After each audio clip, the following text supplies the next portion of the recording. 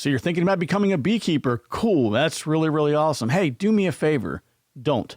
Well, at least not until you watch this video. Let's get into it.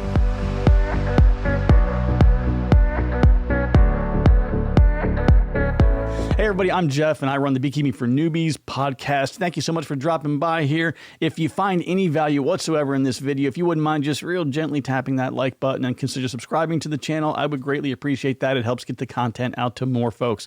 Today, I'm talking to you about something that you probably wouldn't expect to hear from me, and that's a guy like me who is a big beekeeping fan, big advocate, telling you that you probably shouldn't keep honeybees. Now, I'm not saying this to you to discourage you from doing this. I don't want you to not become a beekeeper, if that makes sense.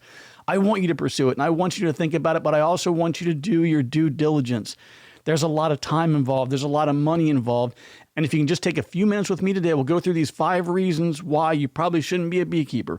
If those don't apply to you, then it might be a great fit. But no matter what happens, you can always reach out to me, and I'm here to help you out along your journey. Now, before we get started, one thing I do want to tell you. You hear about the thrill of victory and the agony of defeat. That is beekeeping. There are times when you can be doing everything right and still be wrong. And it is so frustrating sometimes because you get excited, you're passionate about it, you're telling friends and family, everybody's like, oh, cool, man, can't wait until you give me some of that honey. And you're like, yeah, you're going to get some honey. Like, it gets exciting, right? You're going to get geeked out about it, or beaked out, as some people will talk about. And you're all in and things are going really, really great. And then you have this catastrophe. It's some kind of a queen problem or a bug problem or something else is going on. And it just, your hopes and dreams are completely dashed. I beg of you, please, please, please get a mentor, somebody local to you in a bee club, join the bee club. If you can't find somebody, if you're like me where you'd rather not deal with a lot of people all the time, which I completely understand, reach out to me. Reach out to me. We'll establish a little, online relationship here within our Discord room, or you can drop me an email or whatever. I'm here to help you out. I want you to be successful. But what I don't want you to do is I don't want you to be discouraged if things aren't going perfectly well. These are the times that try men's soul. Okay, anyway. All right, so folks, let's go with number 5. So I'm not picking on anybody here, okay? I'm guilty of this myself, and I just touched on it a minute ago. But the number 5 reason is a lot of people they're kind of impulsive. They say, I'm going to be a beekeeper. And this might be like February. I'm going to be a beekeeper this year. I'm going right now. So they run out and they just start buying things frantically, trying to figure it all out.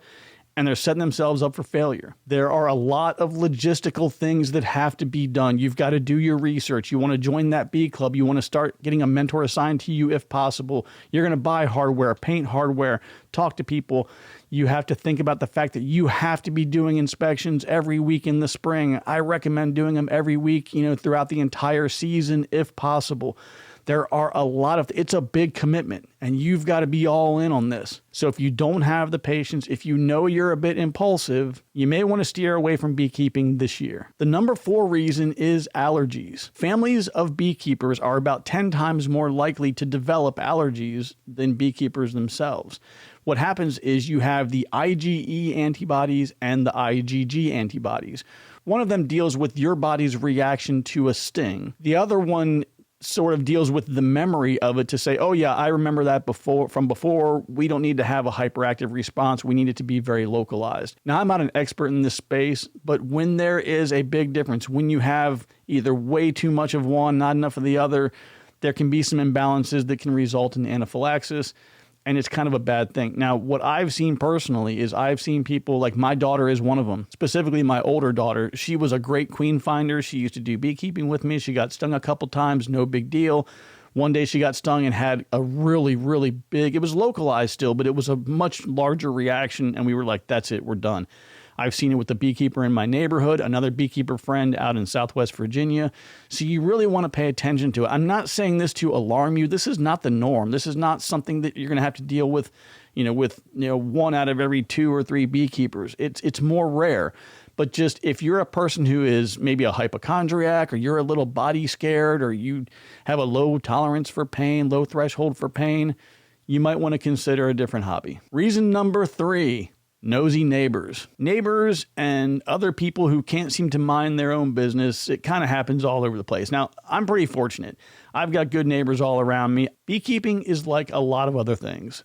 If people don't know that you're doing it, then they really don't have anything to be upset with you about. Now, you can make the argument that, well, yeah, Jeff, but this is honeybees. I mean, you probably need to be transparent with your neighbors and have that discussion and do the good neighborly thing. I'm going to tell you that that's your business. So if your locality, your municipality tells you that you must get permission or there must be notification of your neighbors, obviously follow the rules, do whatever they tell you to do so that you can be compliant. Outside of that, I really believe that this is one of those what they don't know won't hurt them kind of things. And I mean that literally. The honeybees don't fly at ground level and bounce off of people's houses on the way to go gather nectar. They leave the hive, they go up high, they go where they got to go, and they come back down. People sometimes get all bent out of shape. Then, oh my God, you got honeybees, they're going to sting me. It's like they're already here. They're already here and you don't even know about it. But also remember or try to be somewhat, sympathetic to the fact that, fear is a real thing. A lot of people like to impose their fears on other people. It's a real big issue in the United States. I'm not sure where you are, but they like to be afraid of something and then everybody else should be afraid of it because they are.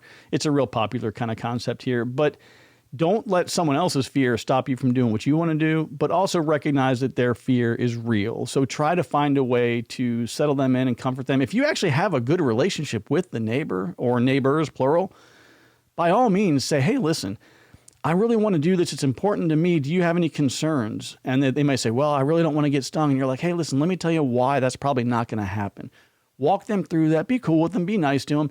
And then say, hey, I've got an extra bee suit. Do you want to come by and maybe stand 20 or 30 feet away and watch me do an inspection? Now, don't pick this on a day where you're doing a lot of invasive stuff so that you basically validate all of their feelings. But maybe you take a day where, you're just opening up, looking at a couple of frames, maybe refilling a feeder, something like that. Just keep it real light and just let them see that it's really not something to be afraid of. So number 3, watch out for nosy neighbors and other people. All right, number 2 on the list today, beekeeping is crazy expensive. I did not think about this at all when I got in.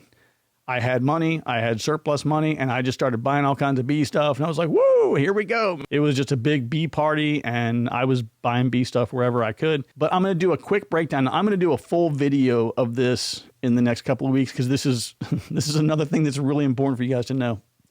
Package of bees is probably going to cost you between about $125 to $150. If you catch a deal on a nuke, you might be able to get one for as low as $150, $175, but you're probably looking at about $200, $250 for a nucleus colony. Sorry, I got to get a little bit of the life juice here. So you get a nuke, maybe $225, something like that. Protective gear, I recommend that you have one thing that is fully protective. I always tell you this, right? One thing that will fully protect you head to toe. And then from there, you can start branching out to other things that might be appropriate for certain seasons. Like I have a really, really thin top with a veil that I use most of the time. You can get just a veil by itself. You have just a jacket that covers you from the head to the waist. You'll go through all this later on, but put aside about $150 or $200 just for your protective gear alone. Smoker is going to run you $20 to $50. I would put aside about $100 for varroa treatment every year, because you're going to have to figure out what your solution is going to be for that. You're probably looking at about $300 worth of hive bodies and frames, and that's kind of entry level. It really might be more like $350, $400, $500, and there's some really fancy things out there you can get that are all like a heavy-duty, really cool plastic kind of things. I don't use that, but if that's what you like, then by all means spend a little bit more and get the fancier stuff. That just bumps that budget up even higher. And then figure out about another $200 worth of supplemental feeds, maybe some pollen patties, 25-pound bags of sugar that you may be buying by the pallet if you get into feeding a lot and you have a lot of colonies. So roughly ballpark, you're looking at to stand up a single colony about $1,000. By the time you get all that stuff in, maybe it's only going to be another couple hundred to get you 2. So let's say between $1,100 and $1,300 to get you 2 colonies in year number 1. Now you think, well, yeah, Jeff, that's a big, heavy investment in year 1, but from then on, it's all gravy. That's cute. That's just the beginning, okay? It is going to get worse. But like I said, we're going to do a video walking through all those numbers here in the coming weeks. Okay, the number 1 biggest reason why you should not become a beekeeper. Some people think that beekeeping is like the Ronco rotisserie grill. Then set it and forget it. Folks, there is no set it and forget it here. If you know that you're not going to be able to do inspections every week, maybe 10 days in the spring, right? If you know that you're not going to do them every 10 to 14 days beyond that, you might want to reconsider. There are so many things going on for us in the spring and the summer. We have family commitments, we have travel, there's vacations, there's so much stuff going on. If I had a nickel for every time that somebody said, hey man, we went on vacation and we came back and there was a complete catastrophe, everything fell apart, they swarmed, this happened, that happened, I'd probably have $3 or $4. So it's happened, I don't know, 50 or 60 times, whatever that math comes out to be. But there are a lot of things going on in the summer. And if you just know, like in your heart, you're like, oh, I really want to do this, but I'm just not the motivated person. I'm not as committed. I'm not dedicated. I'm not going to be here. I've got too much going on. I'm taking on too much already. Try to know yourself a little bit on this one. And in line with that, the number one threat, I think everybody agrees now, to honeybees is the varroa mite. Way too many beekeepers, myself included, I was crazy guilty of this my first couple of years. They underestimate just how devastating and pervasive the varroa mite is. You are going to get them. They are going to impact your hives and colonies. Everything is going to die. You're going to feel like crap. If you think for a second that you're just, it's not going to happen to me. Jeff, I know it happened to you, but you're not as smart as me. You're not as attractive as me. There's just no way it's going to happen to me. I get that. But I am telling you, it's going to happen. And if you're not going to have that plan, you need to have that plan before you even commit to buying a bee. Well, I mean, the whole thing, you're not going to, it's not an individual say, I'll take those 10,000 over there and these 5,000 over here. But before you start buying bees, you got to have a plan in place. And if you don't know, reach out. It's Jeff at beekeepingfornewbies.com, NEWBEES.com. Join our Discord room, whatever you got to do. But let us know. Say, hey, look, I'm really thinking about this. I don't know. I'm on the fence, but what about this varroa thing? And I'll give you an earful about it because it is so very important. Now, I'm going to add just a tiny little bit in here on this because you might say varroa mite, okay, Jeff, it's a big deal. I'll keep that in mind.